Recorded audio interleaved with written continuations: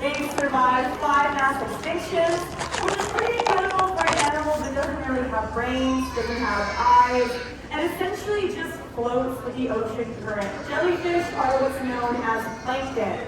Now, normally when we think of plankton, we probably think of really, really small things, probably think of SpongeBob, but plankton comes from the Greek word planktos, which means ocean drifter. So anything that kind of just doesn't have control over where they go is going to be considered a plankton.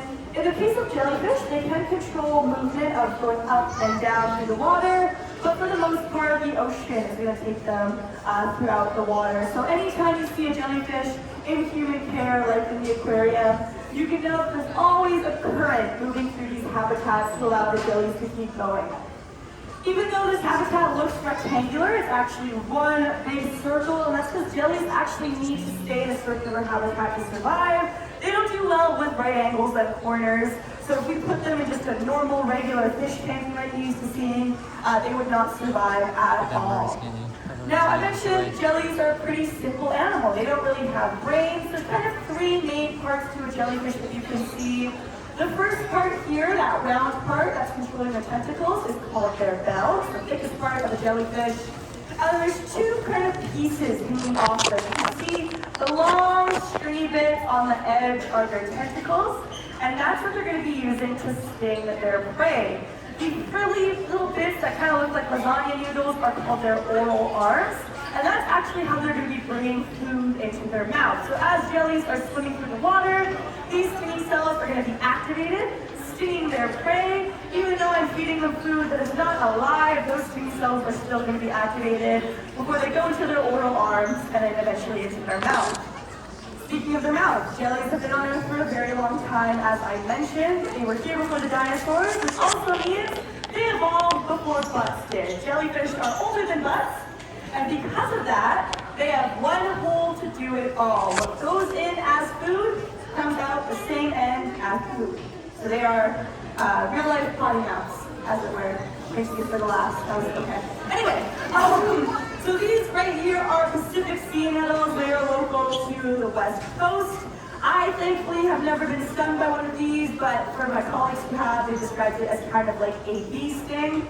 Like I said, those tentacles along the edge of their bodies are what's going to be doing that stinging. That is the case for most jellies. However, there are plenty of jellies that have stinging cells all over, including their bell. So it's important when we're going out to the ocean, we're not trying to touch jellies because you never know what you could be touching. They're a pretty fragile animal. They're made of about 98% water. Another reason why we want to make sure they're moving around in a round habitat to ensure that they're staying safe. Now, before I go and feed in the jellies food to them today, I'm going to show you what I'm going to be feeding them.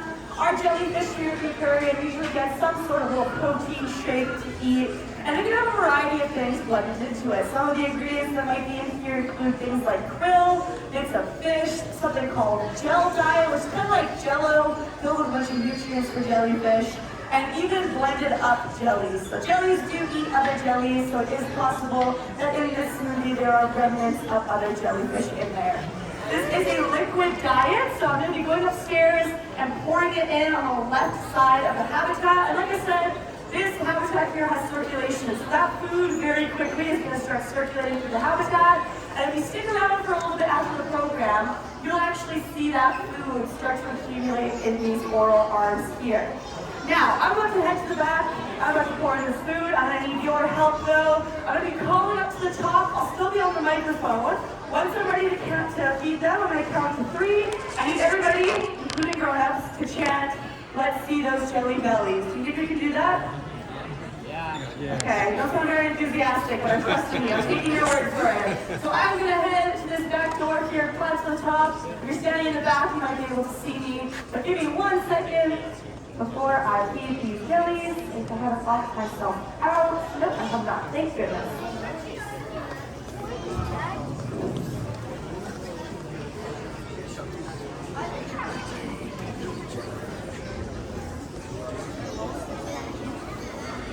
Alrighty, so I'm just going to walk on the little platform here. Hello, folks in the back. Thank you for the waves. Alright, so I'm about ready to pour in this food, but I'm going to need your help. On the count of 3, let's see those jelly bellies. 1, Amazing. So I am just gonna pour in our little smoothie here. Oh, that was into this section already. And you'll probably start to see it very shortly accumulating. We're lucky that our smoothie today has a nice color to it. You can actually see it start to flow in the water.